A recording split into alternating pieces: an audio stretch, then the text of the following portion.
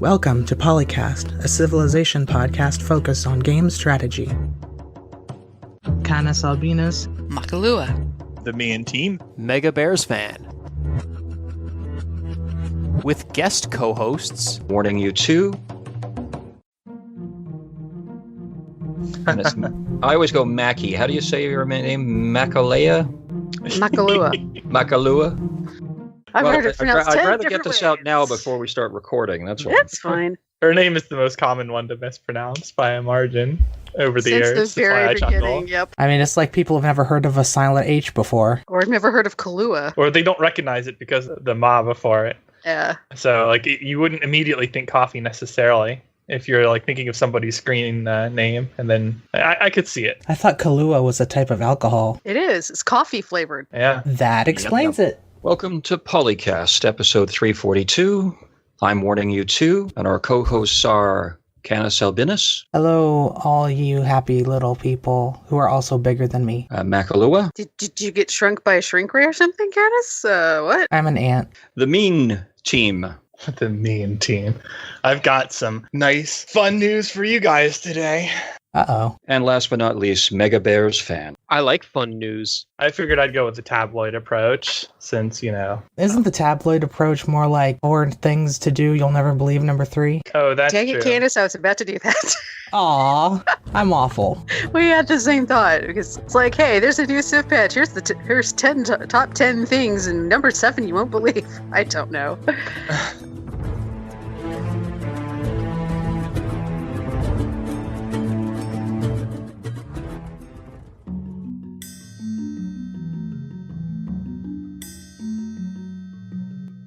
An analysis of everything going on with the June patch, because that's a lot of buffs. I have actually played the game since the patch now, so I know what it's like. Me too. Yay. Hooray for playing the game we podcast about. Yes. I've mostly played Dominions 5, unfortunately. So I still won't have as much direct experience. And I was playing multiplayer of all things. Ooh. Mysterious and spooky. And it wasn't even on a Saturday night. How many people did sadly you it Night wasn't. Rush? Even though that's been nerfed, you can just Well, yeah, there's no longer stacking the night on a siege tower and just going, wee! Nope, not allowed anymore. It's alright, you can still pillage people. Since we're on sieging and things like that, that is one thing that got changed. The medieval and Renaissance walls are now immune to the battering rams. Renaissance walls are immune to siege towers. You can actually upgrade them now, and they only work with melee and anti-cavalry units. So yes, no more putting the knight with the battering ram. I mean, come on, that makes sense. Get the horse to pull the battering ram. Wham, there. Yeah, or just, like, get off the horse for a moment. Yeah, it sounds like the knight can't park his horse for 5 seconds to run the battering ram. I mean, somebody has noted that actually progression through the tech tree has been slowed down from the medieval era on by about 10%. That's one of those changes, I think I've mentioned it in previous shows. I don't like that they took that out and made it more uniform. I liked that there was some kind of catch-up mechanic so that someone's not completely out of the game. And also that it was harder to create that overwhelming lead.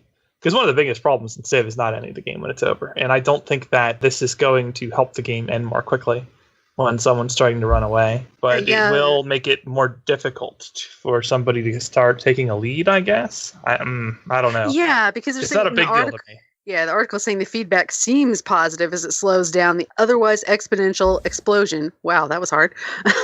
Of science from a completed campus and library that catapults you right even to more science. So yeah, it's slowing down people in the lead, but once you hit medieval, if you're getting that 10% slowdown too, it is harder for you to catch. I do have to say, though, that one of my biggest pet peeves with, I think, Civ 4, Civ 5, and Civ 6 has been that in a lot of games, especially on higher difficulties, the AI in particular just flies through the tech tree. And a lot of times faster than they can build the infrastructure and units that they're unlocking. So you would have an AI in the modern era in 1600 AD, but there's still, muskets and knights and stuff running around because the fact that they've blown through the tech tree so fast means that their economy hasn't caught up to the point where they can actually build the things that they've unlocked. So it's kind of like, it might as well be slowed down. I just want to point out that this was certainly not true for Civ 4 because the AI got massive discounts on upgrading units. And Well, that's true. Therefore, almost immediately when they hit rifles, everything everywhere turns into a rifle, even in cities that aren't on the front. That would be very common for deity. It would only take them maybe 2-3 turns before every single melee unit they had was no longer melee. It was now a melee rifle. So Civ 4 didn't have that because of the sheer volume of bonuses the deity AIs received. And you might be right. I might just be remembering that I in Civ 4 would often have a lot of obsolete units because I couldn't afford to upgrade them.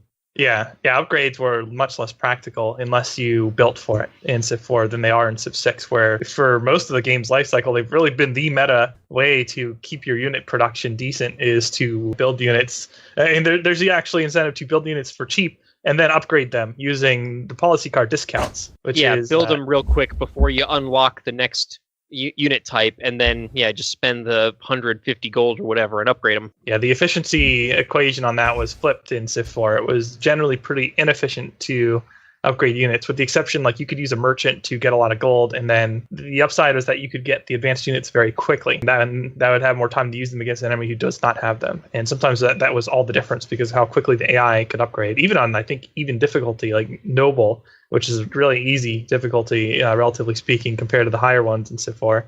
The AI still got like a 50% discount or something on upgrades. It was one of the few bonuses it got pretty universally. Yeah, but in Civ 5 and 6, though, it is not uncommon for me, in single player anyway, to see an AI that is two eras ahead on the tech tree of the units and buildings and stuff that they're actually creating. And it's one of those things that just I don't know that it necessarily breaks the game or hurts the play of the game, but it's just something that annoys me, when I see it. I feel like that's more down to poor AI's optimization of its units, though. Like, if there's nothing stopping it from actually producing those units that are more advanced. Well, I mean, they get really more heavy expensive. bonuses. So yeah, they get more expensive though. So if you don't have the production to build them, then it does get harder to build them, especially in those cases where unlocking the new unit makes the earlier versions of the unit unavailable to build anymore. But this is still an AI that's getting a lot of bonuses. Maybe they're not as extreme as Civ 4, but the Civ 6 deity AI is still getting a lot of stuff. They should be able to produce these units pretty reliably if the AI were set up properly. They should. Yeah, I know. This gets us back to, the AI is bad. We all know the AI is bad. I'm aware. But that's really the area to tackle when it comes to this, because it's not like they can't produce them. They just don't produce them. Yeah, I have a feeling that the slowing down of the tech tree progress is going to be very popular among single-player users and less popular among multiplayer users. I don't know if I would make that generalization even. I'm not strong enough in the multiplayer meta to know how games typically are decided. Because if you just globally slow everyone down 10%, then, you're just going to get slightly longer time where you're in the lead, I guess, with a tech differential for units. Yeah, and it comes back to the thing of trying to get to the actual completion of the game as opposed to just, everything else is dead. Or everything we care about killing is dead, which is the thing we have on Saturday night a lot of the time. My understanding is that a lot of multiplayer games are called when someone's obviously going to win. Yeah, they're not giving us the right incentive to keep playing the game once it's past a certain point. So that's a problem, single and multiplayer. Well, all they need is vassal states, and that'll solve that problem in multiplayer. It'll help, or it'll speed it up. But really, they could take some lessons from the strategy games of our past, like, say, how Master of Orion handled it, where you could just get a council victory. You could make something like that that's only for ending a game that's over. Clearly, Phil wants the return of the Apostolic Palace. Got it. Next patch. There were some ideas in the Apostolic Palace that were decent. The main issue with it was that it was so broken in its balancing. And the reason it was broken wasn't that you had Diplo votes. It was that you could build it in minority religions and then control diplomacy without anybody having any real counterplay, other than, I guess, just defying resolution repeatedly. So it was, which could cause a lot of unrest. What were the requirements to win? All you had to do was have it in have one city with the religion in every civ, then you needed, it was more than half. I think it was 2/3 majority voting for you. Yeah. Which you could easily do if only one city in each civ has that. Yeah, or what you would do is you would found it. You would switch very briefly to a minority religion, build the Apostolic Palace in that religion, then switch back to the religion of a big AI that likes you, and then spread the Apostolic Palace to that big AI who loves you because you're running their religion, not the Apostolic Palace religion. And then that AI is going to vote for you to win. And then you just need to send it to one city of each other civ, and you have 2/3 majority of the religion derp. Yeah, and that was not broken. But conceptually, there's nothing wrong with. I mean, the World Congress is in a lot of ways a spiritual successor to that. That's done better. But you could just put in a victory vote, just straight up, and have some conditions required to unlock it. And then if people agree that the game is over, they can just end the game that way, or they could just stop playing. But you could also have conditions under which the AI will just say, "Okay, this is over," and vote you a win. So that's one thing you could do. Yeah. The other thing you could do is just mechanically speed up the game. In other words, rather than making tech slower, you make it easier to race through the tech tree more quickly, both through UI performance, game performance, and then just how long this takes in turn count. That's something you could do, but I hesitate to recommend that just because of how imbalanced it would make the unit movement versus tech pace issue. It's one of the reasons that I have a hard time just even playing on quick, game speed, just because I feel like I can't get anything done in terms of getting my units where I need to get them in time to actually do something useful. Yeah, that's been a problem in every civ where the game speed's been an option, and I don't see a good way to solve it. I will say that in the game that I've played most recently, it was a standard speed, large map with 12 players on it, so a little overcrowded. And even at turn 300 of 500, I was not having trouble with turn times. It was like 10 seconds per turn, which is not bad. In between turn times? Yes, right? In between turn times. Yeah, I'm much more focused on the UI aspect. But yeah, you're right. With modern computers, they've optimized it quite a bit better than Civ 5 was. I bet if we played Civ 5 now, it would be pretty fast too. At least until airplanes show up, and then you got to sit and watch the dang things take off, fly halfway across the map, and then go back. Quick movement. Yeah, well. Yeah, you definitely want quick movement on if you want to end the game quickly. But yeah, it's such a grind to manage so many cities because there's no looping, there's no hotkey queuing, there's no build wealth or research. Although you would have to balance those for Civ 6 because you couldn't do a 1-to-1 conversion like you did in Civ 4. But you could make something like that, or you could just make projects loop until you tell the city to stop. Yeah, 2-turn projects in 15 cities is a big pain. Well, I guess that's a knock-on effect from production being buffed just a little bit. Yeah, I had no That was an production. issue in earlier patches too, though. I had no production problems in my game. Yeah, because I do know in earlier games, even both solo and in multiplayer, we were all sometimes getting into positions where if it didn't put us in the right place, you had no production, or you had a capital start that was all grasslands, which, okay, I can make a big city, but I can't make crap in it. But they buffed a number of different things. Lumber mills, pastures, quarries, got them to output, so they're closer to mines. They took away the river bonus for lumber mills, which all of us went, wait a minute. Yeah, that's a head scratcher. And then we decided it was smart. They also reduced the cost of later era stuff, and that's not an insignificant thing either. This is like a double hit to the costs of things previously. Yeah, because sometimes you got, even when you had even before the, or even with after the buff, sometimes you still get some of the end game stuff that even if you had a city with really good, even your best producing city, you would do multiple hundreds a turn, and it would still take 10 turns for something. And it's this is ridiculous. Yeah. And that's like space parts and such. Yes, Dido's achievement to build your new capital on 4 different continents is now actually achievable, as opposed to having to build it for 40 turns on each place. Because normally for the games that we play on TurnCast, we never get really into the power being an issue. But have you guys found that power is something you get concerned about in later era games? It really adds a lot of production. Yes, it is very nice. It makes things so much better. Problem is, you got to deal with the pollution. Yeah, because you're going to hit coal first, and you're going to want to, let me put coal plants everywhere. But then, you've produced half the CO2 for the whole game in just maybe 20 or 30 turns. And because it takes that long, especially now that later research has slowed down, it's going to take you a little longer to get to the slightly cleaner oil or even some of the renewable energy type things further down. Boy, it's an odd thing in a game when I'm woo, nuclear plants. I'm not happy to see uranium for the fact of blowing up things, but happy to see uranium because, hey, at least now my pollution's going to go down to a tiny level. I've been looking at this chart that was here, the district cheat sheet that I'm not sure I understand it completely. Is it just the gist of how you should build a city with the different sectors, theater square, production, and what have you? It's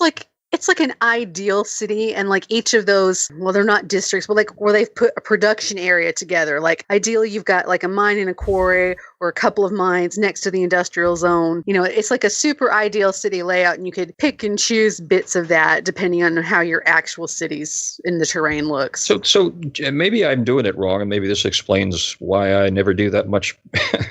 Very rarely do I do well in the Civ games we play. But when I go to build a district, I'm looking for the +5 for the campus. Where the most production is that doesn't destroy production or something I've already built. I don't really think about putting things together properly or aligning them to each other. Is that what I'm doing wrong? Well, in a lot of situations, you just might not be able to, because in a lot of instances, you can't remove a luxury resource. Right. So if a luxury resource is sitting in the place where this map would say you need to be building your industrial zone, then you just can't build this map. Like looks like it's just assuming a flat, empty place with no resources and everything being exactly where it needs to be. And in reality, how often is that actually going to happen in a game? Well, and it says right there, this is not ideal city layout. Yeah, like the production, it's showing over you what a good high production industrial zone and its production should be next to it. Or like with the culture, it'd be great if you have something next to it. But yeah, searching for that bigger plus, you can't get everything in one city. You have to specialize. And it is good to try and find the highest plus things. It's like when we're trying to settle cities, I do try to look for ones that have the mountains, because that's the easiest one to manage for science. You can get that little alcove and get 2 or 3 or 4, sometimes even mountains.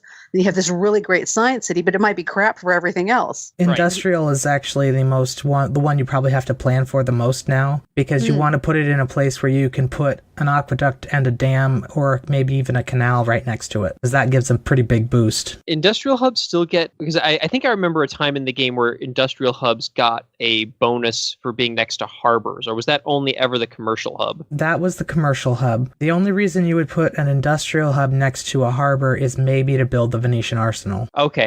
That might be why I would often think about trying to do that. And I'm not sure that even requires an adjacent harbor. I know it requires an adjacent industrial zone, but I don't know about harbor. But yeah, the layout here is optimized for showing what is good for what, as opposed to where the best things are. Yeah, it's like a reference chart for what you need to be thinking about for each district, for the best placement. But sometimes you can get cities where you can't get the best placement, but you can get a decent placement. It'd be great if you could make a city do all the things, but you really can't make a city do all the things unless you get really lucky with the bestest, most legendary start ever. I thought the article's discussion about diplomacy was interesting. When I read it down, but diplomacy is in a weird spot. Yeah, it's better, but it's still kind of I mean, you're trying to do a diplomatic victory now with the victory points thing, and then they changed that from when it was originally put in with Gathering Storm, and I'm still instructions unclear. Should I just kill them instead? And the whole thing about grievances, to me, it seemed it's just noise. I don't really like it. The common issue was confusion and lack of clarity on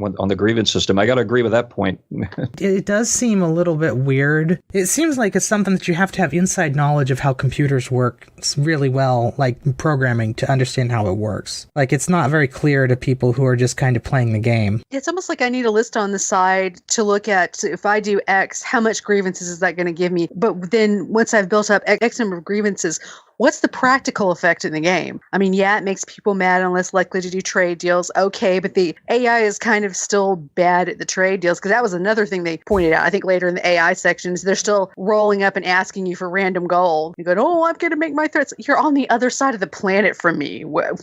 Come on. They're also not as happy about declaring on you if you refuse as they were in, like, say, Civ 4. Or if you refuse the cost, it's very likely they'd declare on you soon. AI and Civ 6 is not nearly so consistent with that. You can just tell them to shut off, and in a lot of cases they just won't do anything about it. I would say that maybe the biggest issue that I have with the grievances is that there's just not very much actionable things that you can do with the grievances. They just kind of like sit there, and it's like, okay, well, I can denounce them or I can declare war on them, but like I can't, you don't have any of those features like in Civ 4 where you could go to the other AIs and like talk about like these sorts of things, like, hey, this AI did this to me, and does he annoy you as much as he annoys me? There's no pact of secrecy thing like there was early in Civ 5. But the pact of secrecy did nothing. It did nothing. Could have done something if the better design, but... I've said in the past that I think the pact of secrecy had a lot of potential in Civ 5 that was just never never fulfilled. And I was disappointed that they just removed it rather than trying to find something useful to do. And I think that the grievances and a lot of the, like, what is it called? The diplomatic visibility and stuff like that, that's just baked into Civ 5 would have made that idea work a lot better had they chosen to revisit it and try to implement it in Civ 6. Well, I think they did. They just didn't quite finish the job. They tried, and they did implement the fact that you need grievances for casus belli. Right. Because that's what determines which casus bellis you can take, is how many grievances you have against them. Right. And another big issue that I've just always had with diplomacy in Civ 6 in particular compared to Civ 5 is that there's very little, if anything, that you can do to actually change the AI's behavior. And like in their opinion of you, it's really easy to get a negative opinion by doing all the grievances, but it's really hard to bring it back up. And they took a lot of things out that allowed you to do that. Like in Civ 5, if their units got captured by barbarians and then you recaptured them, you had that option to gift them back to the Civ that originally built them. And stuff like that was a great way to build a relationship with an AI Civ or to repair a damaged relationship. And there's just not very much like that in Civ 6. Once things start to go downhill, it feels a lot more like it's just a downward spiral, unless you accidentally stumble over satisfying their agenda, in which case they just flip on a dime and all of a sudden you're like their best friend forever. You build one more naval unit and now Harold Hardrada goes from hating you to thinking you're like the coolest dude ever. Yeah, and when you try to negotiate trade deals, they want so much of an imbalanced trade deal. It's like, well, that's why you don't even bother sometimes. Yeah, the trading is the most frustrating part to me, where you try to go, okay, well, I'll add another resource into that. No, and they won't even consider it. And it's like, well, they don't even bother the trade system. I find that with the AI, trading is the most frustrating of interactions with them. It's a waste of my time. And especially since the game has no market system or anything for resources, you can't be like, hey, I have a monopoly on marble. If you want marble, you got to go through me, and I can charge pretty much whatever I want for it because I'm the only person in town that's selling it. And the AI is just like, no, I'll give you what I want to give you based on how much I like you, not on how rare the resource is or how much I might need the resource. So, again, it doesn't feel like there's much that you can do assertively to influence relationships other than just as soon as you meet them, if you want to be friends, try sending that delegation. Otherwise, just accept that the relationship is probably going to spiral out of control unless, like I said, you hit their agenda condition, and then it's just easy to maintain relationships with them pretty much regardless of what you do. Speaking of trades, did this patch actually get rid of the most recent stuff where you could trade loop the AI into giving you infinite money? Yes. I thought that was fixed in the Yes. previous patch, wasn't it? It was allegedly fixed, but then Spiffing Brit did another video showing another way to do it after the last patch. So Yeah, well, with trades and resources, I love what Endless Space 2 did, is both luxury type resources or amenities and the strategic resources. You accumulate them as units, but then you can go to the marketplace and you have a cap. You can't keep an infinite amount, but then you can go and sell it for currency or trade, or, like you sell off a bunch of military resource because you need some luxury resource or something. If you had something like that in Civ, that would be great because you could put those out there. You're producing an excess, because in our multiplayer games, I always have the AI coming up for iron, even when it's like in the modern era. It's like, what do you want this iron? Okay, here, have it for some cash. But even if you could do that throughout the game, and it would even streamline it for between human players, because there's a lot of times we want to make deals like, hey, I didn't get X, can I buy that off of you and something, but you could still get it back and forth between all the players. That's me. I just like that system. I think it would be interesting in Civ. It sounds So like you're saying that instead of just going to an individual AI, you just put it on some kind of like market, and then any AI who wants it will buy it from there. Is that what you're saying? Okay. Yeah, and the value goes up and down. So if you flood the market, then that thing gets devalued, and then it's really cheap to pick up. So like if you had a bunch that you were holding on to and you wanted to get it, if you were in a multiplayer game, you wanted to get it to the human players, you could sell all of it off at once, and then the humans could go in and be like, you could tell them I'm about to sell all that. They can go in and buy it up really quick. Yeah, that does sound like it's very much in line with what I was kind of talking about. I bought you said Endless Space, right? Yeah, Endless Space 2, actually. Yeah, I bought it. I haven't gotten around to actually booting it up and playing it yet, though. Yeah, you could even buy that. You can buy the ships and military units that way too. So it's mercenaries kind of a thing, I guess, in a sense, because you don't build them yourselves, but you can. There's always different levels of ships available to buy, and you could you need an instant fleet. Boom! If you got enough money, you can have an instant fleet. Let's see. What else did we talk about? What else patch notes here? Diplomacy, the AI kind of still is kind of stupid as much as, I mean, we love it, but sometimes derp. They love taking initiation rights. Yeah, I saw that. I had not noticed that, but I'll believe it. Well, They then go, there's all the "Oh, UI nice." updates.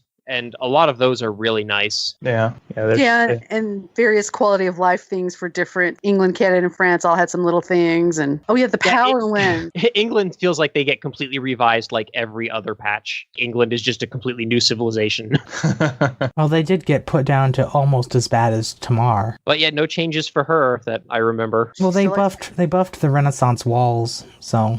Yeah. And she likes big walls, and she cannot lie. And we did get the new map type. So far, I've only played 7 Seas, which was, well, it's literally what it says. There's 7 Seas. It's actually a more land-focused map. But I think we figured out it had more land than Pangea does, actually. Probably. But it also... Is it still a continental map, or is it like one of those things where like the whole map is land and then there's just water kind of embedded within? I want to say it's kind of in the middle, because there's bodies of water that go off to the edge, and there's definitely a separation, at least on one side, with the land. But then there's also the big snaky mountain which was making it hard to get from player to player to help support and go after the AI. We were kind of broken up into different zones almost. It was still fun, though. I have to say, I still really miss, I think it was called Continents Plus in Civ 5, which had like the continents map, but then it also generated lots of little islands and archipelago chains and stuff like that weren't big enough to actually get you to another continent, but did stretch out in the ocean and gave you made naval units feel more useful, because you would actually have an opportunity to explore and find barbarians and city states and goody huts and stuff like that, as opposed to just sailing around a coastline until you just can't sail anymore and then coming back. I did a small continents map, and it might be my favorite map type now, because the continents are small and makes the oceans important, but at the same time they're not so small that you can't build more than 2 cities on them. How often do you share a continent with an AI on that script? Pretty often. I was Dido, and I shared a continent with Germany, and they were never a threat, because there was a big mountain range between us. But I settled a city right in the dead spot where you could get through it, so they were done. Couldn't get through that. Yeah, that was the one nice thing on the 7 Seas map, is on one hand it was a pain to navigate around, but you could block out an AI just by finding that gap and getting into it. Going, nope, you can't come through here. So even if they did declare war, it's like, well, good luck with that. And the one other thing mentioned down there with quality of life is actually a thing they didn't do, which was helping a little bit with the coastal cities, because you get flooded so quickly once global warming starts. Because the AI sometimes, even in our multiplayer games, will be ahead, and they'll start producing coal and start polluting everything, and like suddenly the global warming level has gone up, and guys, I just found this shiny black stuff, what? And so you don't have the technology to put in like the flood barriers and things, so your cities, if you're close to the coast, and a lot of maps you have at least a few, and you're getting sunk under so fast. It's like, I don't have a chance to respond to myself, and then suddenly, well, I guess I'm in Atlantis now. This article did not discuss what I find as an issue is resources. Sometimes you can be in a game and you don't get those niter resources and don't get coal, and it can really stymie your game, and it doesn't make any mention of that. And then there's the other games where you just got like 3 sources of a resource like right next to your capital, and it's like, well, I'm never going to want for that. The resource distribution has been a little weird lately, because I had that game the other day where I had nothing. I got no strategics. What did I get? I got horses. And that was about it. Did I get iron? I might have gotten iron. But then once we were past that point, I couldn't get niter. I couldn't get coal or oil. I had to go settle some city. Oh, yeah. I had to go settle city way off on a sandy island to find coal. Not coal, oil. And it's like, I think I had to buy some really ridiculous string of tiles to get to the one coal source that was anywhere remotely close to me. And it's like, this is crazy. If this is a single player game, I would have been toast. I do like that the mechanics do give you a reason to have to keep exploring and settling new cities later in the game to get access to these resources, but I feel like it should be to get more resources and not to be like in a situation where you've got nothing and your only hope is to just build this city on some island somewhere that has an oil on it, and now maybe you can be competitive. That's if you can build it with a loyalty. Right, yeah, because that's a problem too. If you're in that position where you don't have the resources and you can't settle for it because of loyalty pressure, it becomes a very frustrating game to me. But yeah, and a lot of the strategics come from city states, but again, Civ 6 doesn't really give you much that you can actually, assertively do to gain influence with city-states. It's just such a very passive system because you don't have any of the gold bribing or anything like that anymore. And the city-states only ever offer you one quest at a time. And if it's a quest that you're just never going to be able to do, well, you've got to wait a whole era before another one pops up. I really wish the city-states offered multiple quests each era so that you could at least fulfill one of them. And where is the AI getting these 11 billion envoys from? Because I've seen it in our own games where they'll have like 20 envoys in one city, which is partially due to the governor Amani. But I've seen one where somebody had an AI had 60 in one city. How? They're probably just all competing with each other for one city-state and dumping all of their envoys into it. But still, even in one game, I'm trying to think of a game where I would have had 60 across the whole game. Well, they're giving them the bonus because they can't make the AI play better than you, so they're just giving them that bonus to have lots of envoys. I don't know. In my single-player games, I'm usually running the charismatic leader policy for most of the game, where you just get the +2 envoys points per turn. And I oftentimes am the suzerain of every city-state in the game, except for, like I said, the 2 or 3 that the AIs have just decided are going to be the city-states that they all compete over. And, there's 50 envoys from AIs in those, and I've got 10 envoys in every other city-state. So I can definitely see having 60 envoys in a single city-state by late in the game. I find that it's also relative to the difficulty level. If you're playing at a lower difficulty, the chances are you're going to be able to be the suzerain for the majority of the city-states. But higher ones, that's when the AI gets the majority of the envoys. And it might also, I don't know, depend on game speed, because I don't know if the number of influence points you get, I don't think that scales with game speed. So the longer the game speed, the more envoys you're going to generate over the course of the game. So if you're playing all your games on quick, maybe you don't see 60 envoys, but if you're playing on standard all the time, then maybe that's pretty common.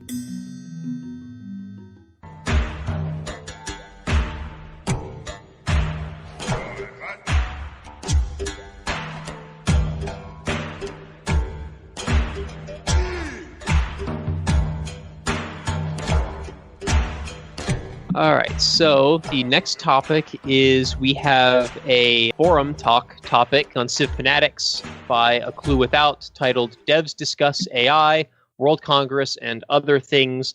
And this topic is referring to a Reddit post about considering the changes to diplomatic victory, it would be nice to have a spy mission to gather intel on the Congress and use Diplo visibility to predict votes, in which they apparently someone was interviewing, I'm not sure exactly what the context of this was, but they've got quotes from, I guess, an actual developer in the game talking about, some of the failings and issues and things that they've struggled to implement and get right. And one of the things that I found interesting is that it looks like we've got a quote from a developer basically saying that Civ is a single-player game with multiplayer slapped on top. And wow, that sounds like a really unusual thing to hear from an actual developer. Well, they weren't saying that like it was a good thing, though. They said that that's the case, unfortunately. Yeah, no, right. Thread. Yeah, but even that, that seems just to me like an unusual concession or confession to actually get from someone who actually works on the project. Maybe, but I was impressed by it, so yeah, no, it was well said. Yeah, it's probably going to positive reception because of the candidness of the statement. But like I said, I read that and I'm like, are you sure this is coming from a developer? Do we have to check this person's credentials? It is. Yeah. So there's actually a lot of stuff they say here I agree with. I don't agree with all the changes they make for the game, but reading through this made me feel a lot better about the direction of the game, actually. Also, bear in mind that this was posted almost a month ago now, so... The gentleman in question is, by the way, Firaxis developer. Right. I can attest to that. I really thought the comment that was in here about Sid Meier was on record, that said that people would not be playing the game like Civ if they actually had friends. I thought it's just why he didn't develop Civ 1 with MP. I thought, that's. I did not know that Sid Meier was on the record for that, but oh boy, it was a different time. You have to understand, yeah, the early 1990s was very different in terms of how acceptable it was to be spending a lot of time in games compared to now. Especially strategy games. What kind of nerd are you? Oh my god. Well, it's just the non-ubiquitousness of the internet. I mean, just finding someone to play a game like that with would be insanely difficult. Yeah, that's true. I was a kid at that age. It would have been very difficult to get and multiplayer game like over the internet with another kid in like before 1995. This is not something that was practical. Well, and especially a game as long as Civ, where you would have to have an internet connection for that entire time back in the days of dial-up, when you have to compete with your little sister who wants to be on the phone with, all of her middle school friends and stuff like that. So we actually got a second phone line just for that when I was young, but yeah, we did too. Actually, we had a second phone line. Yeah. But gaming was not as popular, and it was a lot less practical to do multiplayer online. Now, hot seat stuff was more common, but again, turn-based strategy like that, not going to be very common use case. Yeah, and I don't know how long a game of Civ 1 would typically take to play, but I imagine that it was still a pretty long game to play compared to other games available at the time. Probably longer also because back then the UI conventions were not as good for most games, and it certainly but the mechanics were also a lot simpler. So they were, but we're talking about the era of stacks without stack move. Yeah. And that's not trivial. That's actually quite a chore when you have 100 units and you want to move all 100 units this turn and next turn and the turn after that. Like, that adds up really quickly. And that's something we might have forgotten or didn't experience depending on how old you are. But it was not ideal, to put it mildly. Something like Warlords 2. And sometimes I feel like they brought that back for Civ 5 and Civ 6. No more stacks. Here's your carpet of 100 units that you've got to move through this mountain pass. It's still not 300 inputs plus per turn. So, no, it's not. Yes, you could do the inputs more quickly back then because they weren't taxing the systems relative to their era to the same degree. But my gosh, that was not made up for with the sheer volume. I actually just saw, kind of off on a tangent here, Fantasy Flight just announced some new expansions for the second edition of X-Wing, and one of them is apparently they're going to have some kind of squad movement tool where you can group like all of your little ships together and move them all as one unit in order to save time on larger fleet battles. And I'm like, oh man, I wish Civ 6 would have something like that. You know what did have something like that? And I just mentioned it, is Warlords 2 from the same era as Civ 1 and 2. They had stack limits. They had limited stacking back then. And it was, for its era, incredible. Just incredible how well that was done. Much better than Civ at the time. I know that's somewhat heresy, but back then, Warlords 2 and 3 were better than their contemporary Civ games by miles. And that flipped pretty quickly once Warlords 4 and on came out.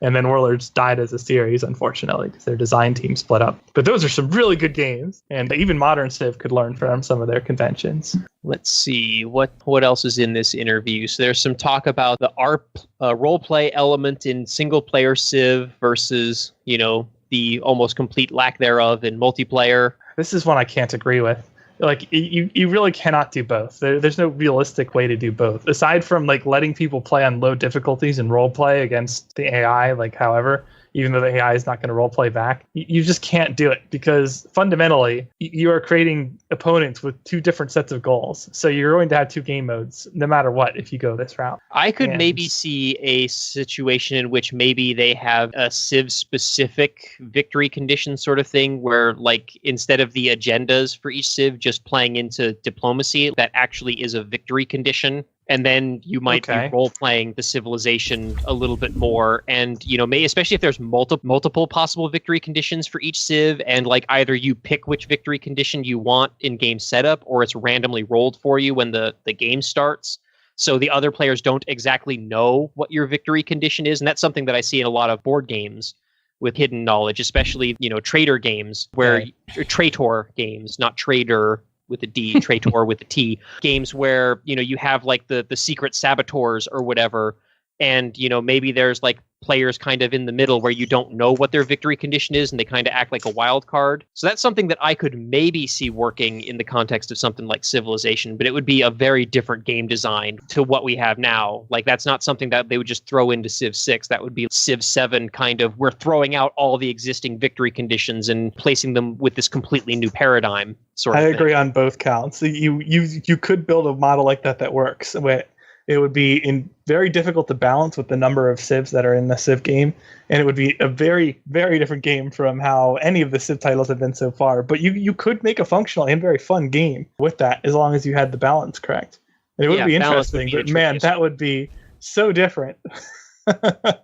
Back in Civ 4, we had the Rise and Fall of Civilization mod, which had historical victory. Yeah, I remember really liking that mod. I didn't play it a lot, but the little bit that I played of it was really cool. And I was actually trying to keep up with I think the same people, or the same person, I don't remember if it was one person or a team of people, were working on a version of it for Civ 5 that I guess just never actually made it to release. But they had a website for it and everything with development updates. And I would follow it from time to time, but I don't think it ever actually came out, and that was a real shame. I think he got a PhD or something and had to do something else. Yeah, life happens, I know, unfortunately. But I remember seeing the screenshots of the very end of the progress, and it looked pretty good. Yeah, but I almost kind of wish he would have just released what he had and let other modders finish it or something. I liked the part in the thread where it talked about, we're going to make we make a concerted effort when adding this stuff to the game, especially hint systems, that we don't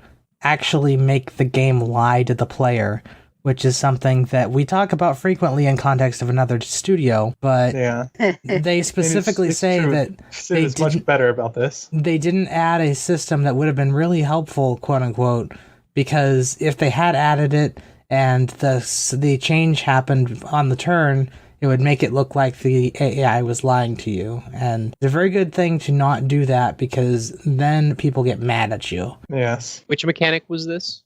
They were talking about making a hint system where it'd be Harold is keeping an eye on Nubia, that somebody is going to do something to vote against somebody in the World Congress. And if the circumstances behind that vote changed between turns, it would do something different than it said it would do. And then people would be mad for the game lying to them. Yeah, that happened quite often in Civ 5 with the spies, where they'd tell you that so-and-so Civ is plotting against you, and then you start mobilizing your forces for war, and then I guess because you built a couple extra units and the relative military strengths changed, that AI decides, nope, not gonna attack them, and then you feel like you just kind of wasted a lot of time and effort. Although the military units you built kind of serve their purpose there. To me, when you think lying in Civ, there is the most obvious example to me actually came from Civ 5 was when a siege unit would say ranged attack, and then you would right click and it would move. To me, that is the kind of just straight up unacceptable outcome. Well, that's a UI issue, not a I think they're talking about building an actual mechanic into the game where the game deliberately lies to you, not a bug or a UI. Okay. Yeah. I mean, both matter a lot. So yes. I don't want to discount that. The majority of the lies of the other studio we were referencing are UI lies. There's only a couple that are mechanical misdirections. And that happens in Civ 6, what you're talking about, where you're trying to move a unit over into the fog of war and something blocks them, and then the unit decides to move back or follow a different route, and you're like, no, that's not the path you said you were going to take, and now I hate that. That's been in there since Civ 4 at least. And maybe I don't know about before that, because you couldn't give the same kind of orders before that. But at least in Civ 4, that's been an issue. There was a patch for Civ 6 that made it worse. And I was like, ugh, why would you do that? Here's another thing that Warlords 2 did better in the early 90s. When this happened in Warlords 2, you know what the game would do? It would just stop the unit. And then you could move it again the way you want it to move. Which is still the best solution, anybody who's listening. Yes, that is still the best implementation that I've seen so far on how to handle this. Because no automated generated pathing from an unforeseen obstacle is going to consistently do what the player wants. So in that case, because it's not particularly common, just stop the unit, please. It's simpler to implement from an algorithm standpoint. It's more consistently what the player wants more often, please. Then they talk about whether or not we should be able to influence resolutions at each World Congress. I was somewhat less convinced by this, although it does make sense that it would be a major problem to set up. Yeah, if you do allow players to influence it, then you would need to get them a lot more tightly near each other in terms of their utility, so that it's a non-obvious choice, consistently a non-obvious choice, which resolution to put up. Yeah, the fact that you are oftentimes specifically targeting specific civilizations means you can't really justify bribing another civilization to vote against their interests and only their interest. If it's something that affected everybody equally, that's one thing. You can maybe make a case for one civ biting the bullet in that case. But if you're actually targeting, no, this player can't do X for the next 30 turns, there's no justification for you being able to convince that player to do that. unless it's kind of thing where you're literally issuing them an ultimatum, like you will vote for this or I will kill you. Which works better on a human player and not the AI so much. Right.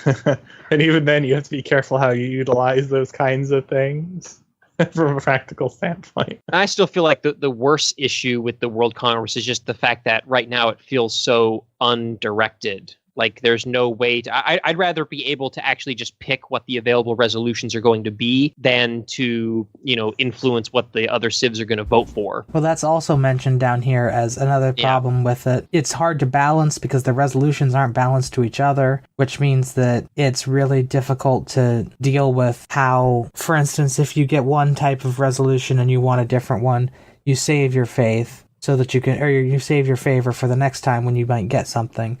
Whereas if you chose it every time, you might have the issue where, the AI really thinks that this other thing is important, and there's nothing you can do about it because there's more of them than there are of you. But then again, the AIs are also all supposed to have their own interests and agendas and objectives, so it should not necessarily be the case that all the AIs should vote for one thing just because. Like, they should each be voting for different things for different reasons.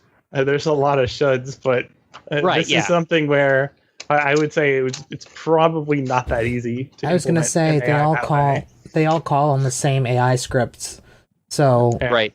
Their personalization AI stuff, the modifiers don't change enough to make it really different, I don't think. I'm not even sure if that stuff is even affected. I have no idea. You could tether it if you wanted, but I still don't think you would get a result that would be apparently coherent to even the average player. If you tried it, I would be surprised that was possible without really simplifying the resolutions. And even if you did, you'd never know what you were going to get anyway. It would just be a crapshoot. So it would effectively be exactly the same as you've got now. Yeah, this isn't an easy thing to handle or to make ideal or whatever. It's not even easy to define an ideal. Certainly not one that everyone would agree on. But even if you were just to operate in the context of defining an ideal World Congress for one person, even that isn't actually easy to do. And then if you have disagreements on preferences, it becomes a nightmare. So I'm not going to give them too hard a time on this one. The fact that it works as well as it does is pretty impressive considering. Yeah, this is not an area of weakness for the game relative to others by any stretch. Yeah, well, there's a comment here about for not doing things can be maliciously boiled down to because Firaxis is lazy, but trust me, when making decisions, we're putting on man hours. We're doing our best to give our players the most value we can. I think that's a very fair comment. I mean, depending on how if you remember the game from when Civ 5 first came out, with MP crashing nearly every 10, 20, 15 turns, to playing a Civ 6 game now, MP, even though there's still critique of it and it's still slapped on, it is 10 times better, than what it was when multiplayer first came out. You can actually play it, so it's more than 10 times better. 100 times better. But it's. I think the game has come so far, even if MP was just a slap on, and I think that's an unfair critique as well. But I did read somewhere. They don't mean that from an implementation standpoint as much as they do from a design standpoint. Oh, I see what you mean. Not as many people play MP, and it's when you make agendas and such for the AI, there's no way a multiplayer person's going to adhere to them. So there's always going to be a design disconnect between your single player and multiplayer, unless you do something like MegaBearsFan alluded to, with Civ-specific victory conditions that would tie those things together somehow. Short of something like that, you're always going to have this disconnect to some degree, unless you just make all the AIs cutthroat. And somewhere within this thread in here, I think I read somewhere that there's an emphasis now where they're a reliance, or they're acknowledging at least the requirement for mods to improve MP, which I thought was interesting. I thought, okay, well, so there are a lot of mods out there for MP, that's for sure. And there are a lot of lazy game developers and publishers out there. And I definitely do not think that Firaxis is one of those. I often hold up Firaxis as being one of the better developers in terms of listening to fan feedback and actually taking that feedback to heart and using it to improve the game. And one of the best examples that I would give for that is Gods and Kings expansion for Civilization 5, of which the feature list basically read off the most popular wish list items from the forums. The people wanted religion back in Civ 5. Well, here's an expansion that adds religion and adds espionage and, fleshes out the units and the combat mechanics and stuff like that. That expansion to me literally just looked like, here's all the things you said you wanted in vanilla Civ that we couldn't deliver for whatever reason. but now you have it. And then Brave New World went on to like actually revolutionize the game. So, they definitely put a lot of work into those, and they definitely listened to fan feedback and took it to heart for those expansions in particular. I would argue that in most cases, calling the developers lazy is not reasonable. I mean, you can make the case for like Steam shovelware or stuff like that. Okay, those guys are lazy. But mostly, developers are trying to do a good job, and they are trying to do what they think the most people will like. Right. The problem usually is higher up in the executive ladder, where you've got people making business decisions that are not in the best interest of the game for the players. Sometimes it's a matter of priorities, because project management is hard, and the skills to be good at project management do not necessarily, and really frequently will not, overlap with being a good designer or a programmer. So you get lots of prioritization mistakes. Some of them are objective prioritization mistakes, and some of them are subjective, because there's no easy way, even at the corporate level, to tell which particular change is more likely to correlate better to sales compared to another one. Like there's no hard cutoff there where you can just say, okay, well, if I patch this, I'm going to get like $10 more, versus if I make this, I'm going to get $100. No, it doesn't work like that. So it's not easy to do. But I think that's one of the most common areas where they make a mistake. And sometimes it's really easy to point out like objective mistakes. Like if a developer is willing to spend a significant amount of man hours on removing an esoteric exploit over something like a user interface lie. That's a common example from said other developer that we're referencing. Like the number of people who are even interacting with that quote unquote exploit are tiny by their own data. Like they publish the data, like sub 0.1% of people even play these nations. And then on top of that, there's no way every single person playing these nations knows about the exploit. So why would you fix that over something that is going to impact a large volume of players as every start in every game to at least some degree? I don't know. Yeah, but like that's as close to objective as you can get in terms of making a mistake in priority. At when the very it comes least, to something like designing or like adding one feature versus making the UI a little better, like I can at least understand where they're coming from. Although I still disagree that the priorities in Civ 6 are even close to ideal, just because of the volume of time that people spend trying to end games. And I mean, pretty much everyone complains that the late game is slow. And a lot of that comes down to how quickly they can actually end the game. Yeah, at the very least, wait for Spiffing Brit to make a perfectly balanced video before you fix the exploit. Yeah, even then, it really depends on what the exploit is. But yeah, that's true. At least the stuff he does usually has a significant impact on the game. But even that, sometimes I would grade as lower priority than something that would mislead rookie and advanced players alike and impact games, whether they like it or not. Because like, unless the exploit is like breaking multiplayer or something, if people can use it or not, like, what's the difference? I mean, it'd be nice to get it out, but I don't see how it's a higher priority than something that negatively impacts players, regardless of what they choose, and is as common or more. I think those are bigger issues in a game than most exploits. In the case of multiplayer, if you've got a player who is repeatedly using an exploit like that, like, you can kick that player. That's true, although multiplayer is the strongest argument in removing an exploit. True. Because that will ruin people's experiences. But, it is also a self-regulating environment. You know, if a player is abusing that too much, nobody's going to play multiplayer with them anymore. Yeah, but the more self-regulation you need, the more obtrusive it is to get new players, and the more you wind up with reign of terror hosts who definitely do not moderate evenly between their player base. So it's good to cut down on that as much as possible. So yeah, even then, like, it's something that will still hit those players negatively, no matter what they choose. I would still put as a higher priority, because yeah, you can house rule something or kick somebody for doing something or whatever, but if the game is adversely impacting players regardless of this, then that's a bigger problem in my mind. Because now that you don't have a choice, you just have a negative aspect of the game in the game no matter what you do.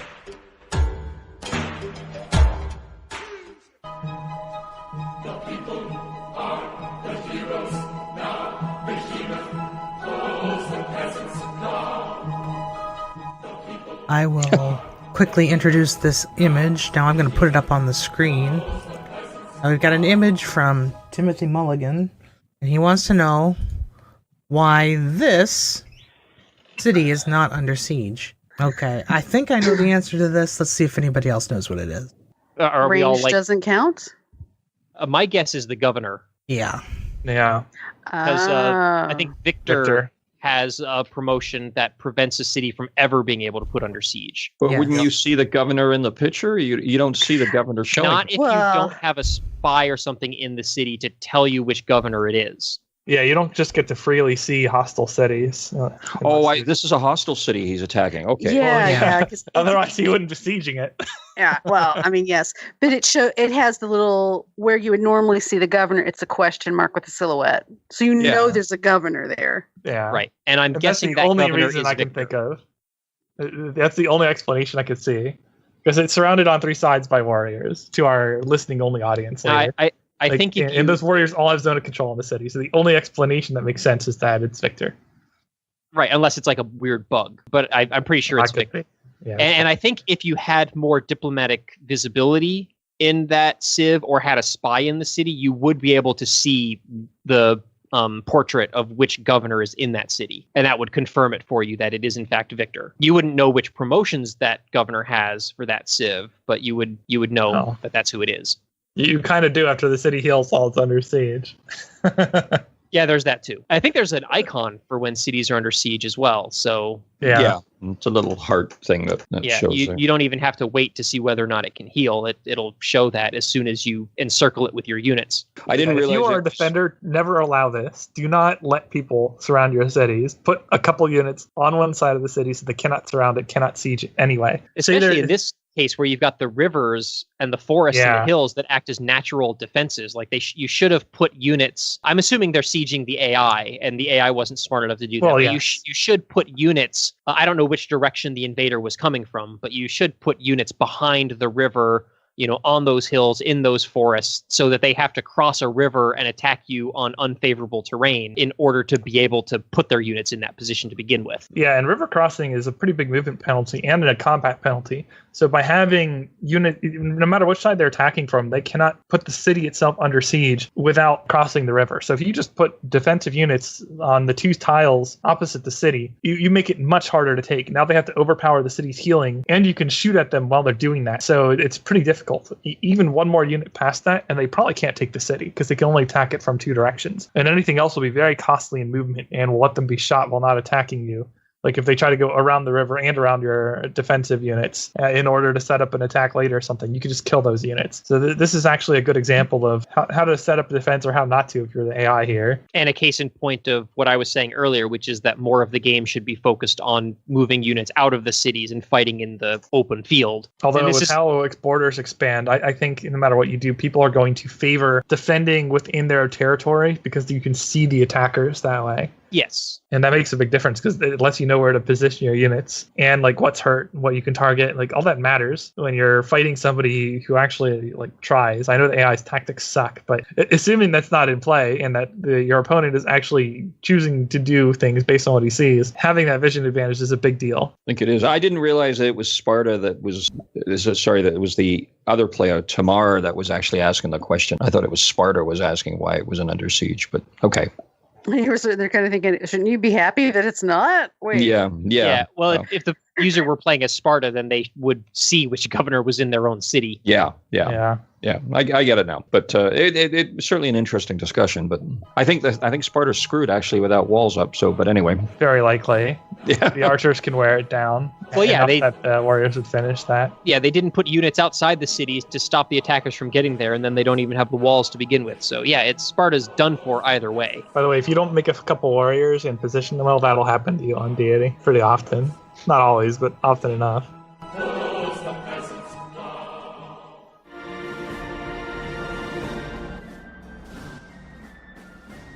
Okay, so I guess that's it then, huh? No more topics for today. No more. So, thank you for listening. This has been PolyCast, episode 342. I have been MegaBearsFan, along with our guest host, Warning You Two, Good night. and regular hosts, CanusAlbinus, Something witty. Makahlua, Something caffeinated or a nap? and TheMeInTeam. As usual, the strategy is surround and pound. Ouch. Well, that is Phil's favorite. It's an effective strategy in many games. Why do I hear music in the background? I had a Somebody's phone alarm phone. on for some reason. It's out of reach. Ah, That's It's the fantastic. same alarm my wife has. Yeah. My mom uses it Great. for something. I was like, wait, I recognize this. Yeah, I'm not sure I can get to it from here. It stops after 1 minute. Yeah. Don't worry about it. All right. A couple of Blooper minutes. reel I mean, Ding. we've definitely had more compromising things on the show over the years. I mean, the toilet flush. Yeah. Yeah. Imran. Oh, dear. The toilet flush, really? Yeah. I want to many say it years was ago. episode 16. Somebody Yeah, had to leave and then left the He mic left on. the mic on, so you could hear his phone conversation about what they were going to go do, and then heard the flush from the toilet. Fortunately, back then they weren't doing the show live, so Well, Dan just kind of edited that out. That's Yeah, hilarious. it's only in the bloopers, but still, that was just like, what?